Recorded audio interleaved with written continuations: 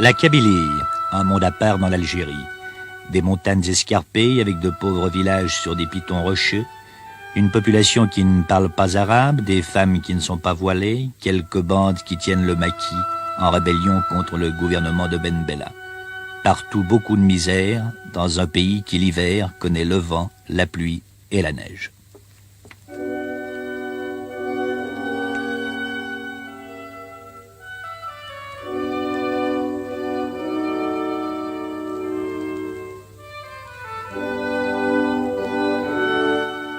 Voici Jean-Claude, un jeune Français de 24 ans. Il vit dans ce petit village d'Alela depuis 13 mois. Il a quitté la confortable ambiance familiale de Paris, sa vie dorée d'étudiant, pour venir habiter un gourbi sans eau, sans chauffage, avec pour tout mobilier un lit de camp et une caisse à savon. Il est un parmi les 15 000 coopérants envoyés officiellement par la France. Ce pays, il a commencé à l'aimer pendant son service militaire alors qu'il fonctionnait comme infirmier. La misère de cette population l'avait alors ému. Il s'était promis d'y revenir après la guerre, en civil, pour apporter le meilleur de lui-même aux 400 habitants de ce petit village.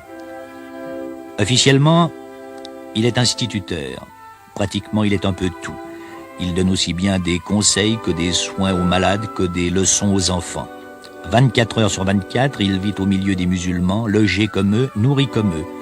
Le seul lien avec son monde à lui est un petit transistor qui lui permet d'écouter Paris et une vieille bicyclette au pied de la montagne avec laquelle il peut franchir les 30 kilomètres qu'il sépare de la capitale, Tizi Ouzou.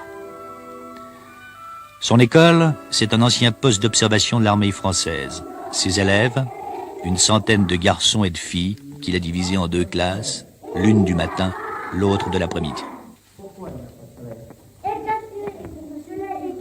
Le soleil est caché. Où il est caché, le soleil? Où? C'est dur la vie ici?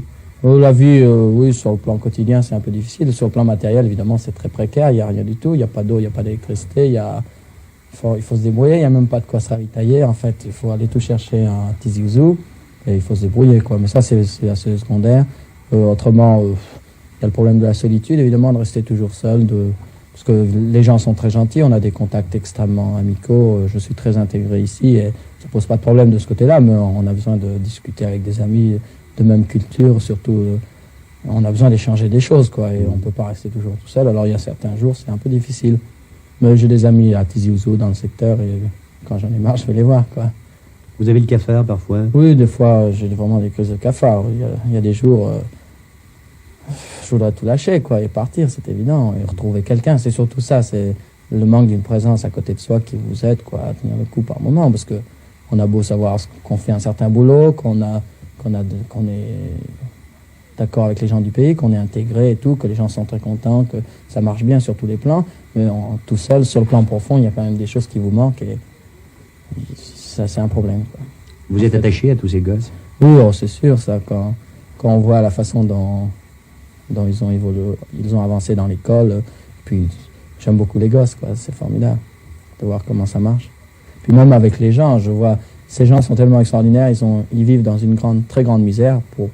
Certains n'ont absolument aucune ressource d'argent, ils se débrouillent avec un petit lopin de terre, ils tirent quelques ressources avec des oliviers, des figuiers, mais c'est vraiment très très précaire. Et il suffit que les olives ne marchent pas comme cette année pour que ce soit quand même presque un désastre pour eux, quoi. En tout cas, ça pose des tas de problèmes. Et alors, ils sont d'une gentillesse et ils ont un sens de l'hospitalité extraordinaire. Et moi, en fait, ce que je leur donne ce que je peux leur donner, et eux, ils me le rendent 1000 fois, quoi. C'est formidable, par des petits riens, des gestes, des choses.